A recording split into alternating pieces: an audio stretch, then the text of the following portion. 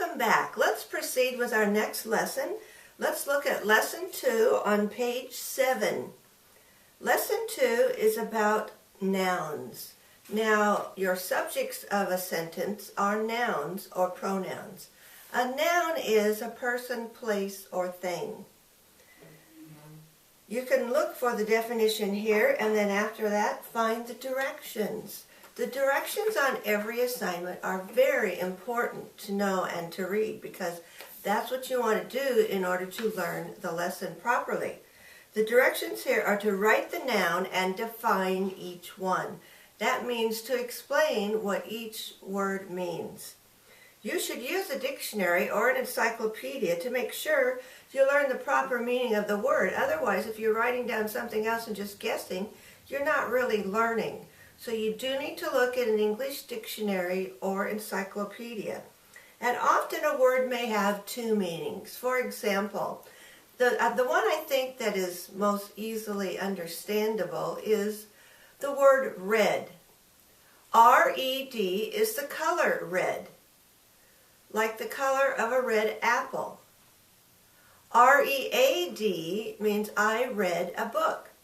Means I looked at the book and read and understood the words that I was reading.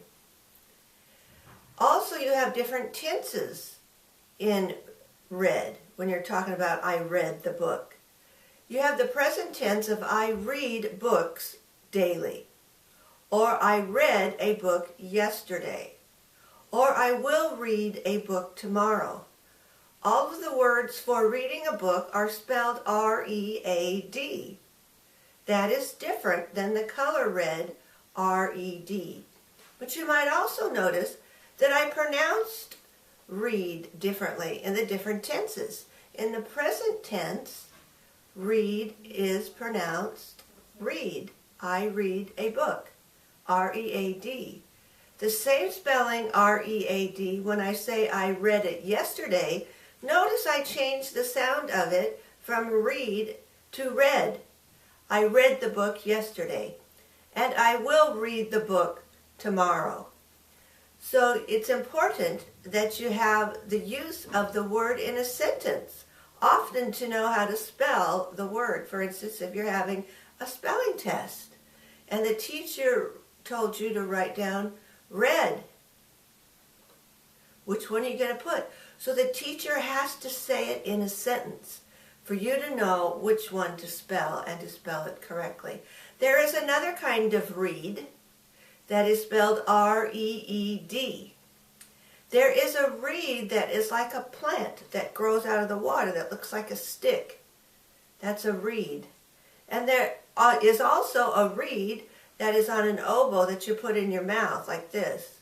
And it's made from the reed, and it's called a reed.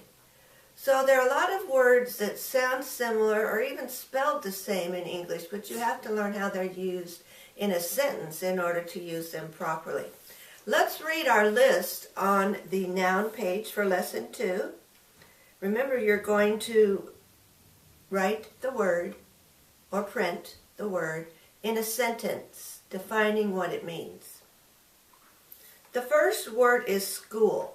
Now let's do like we're doing throughout here. When I say the word school, then I'd like you to say school after me, so you get the practice of pronouncing the words correctly.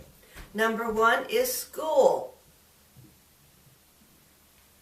Number 2 is house.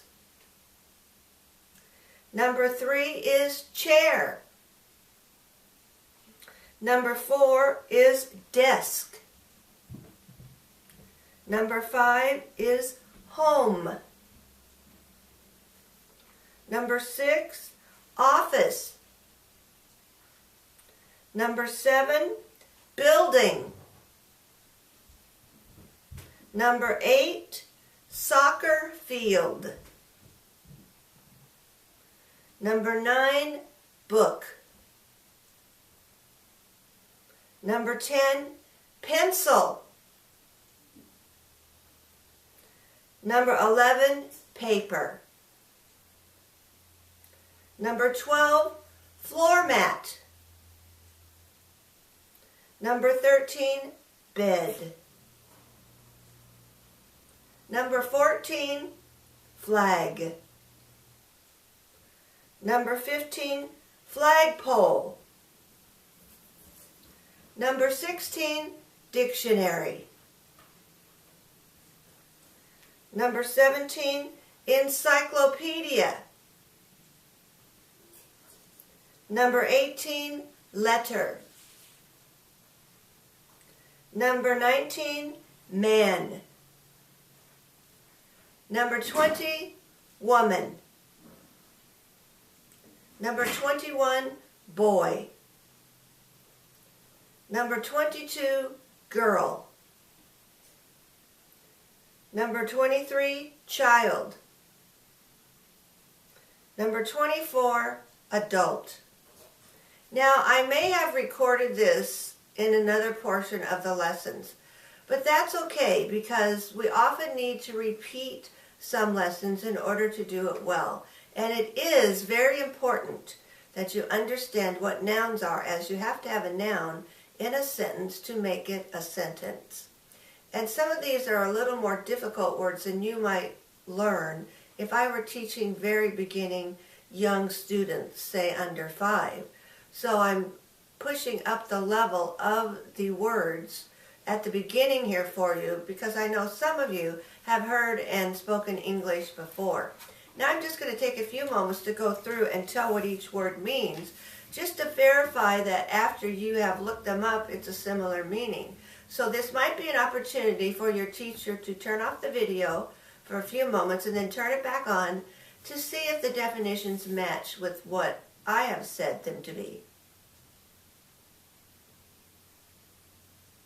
All right, we are back together now, listening for the definitions of the nouns on lesson 2. Number 1, school is a building or place or facility where you learn academics, or you learn how to read, learn math or history and English. It's where you learn, but it's a building. And often it can be used as a program. But usually we ask, where do you go to school? And you would answer with, I go to school at White School in whatever city that is located. Number 2, house. House is a structure or a smaller building than your school in which your family lives or resides. Here is where you sleep, eat, and have family times together. 3 is chair. Now, I notice some of the Thai students sit on the floor for school. That's fine. And your weather really permits that and I think works well for you. But many of us sit in chairs, especially as you get older, my age. It's hard for me to sit on the floor. So I prefer a chair. A chair is a place where a person sits in order to learn, read, study, or simply rest. And it usually has 4 legs, but sometimes it can have 3. Like this one. This is a 3-legged stool or chair, a place to sit. We really call it a stool, S-T-O-O-L. But you could see this is a 3-legged place to sit. Usually they have 4 legs. So a chair, you might say, is a place to sit that is built with 4 legs. Sometimes it has 3 legs if it is a stool. 4, desk. A desk is very important for students. It's like a table where you sit to read, write, and do your homework or business. It's a very important part of school and your economy in your country. So everyone who does work, or written work at least, needs a desk.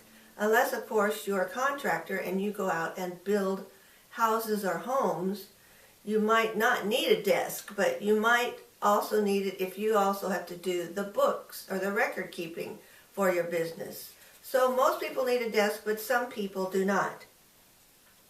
5 is home. Home is another way to say your house. But home also denotes a place of where your heart is. And it connects with more of a feeling of being home.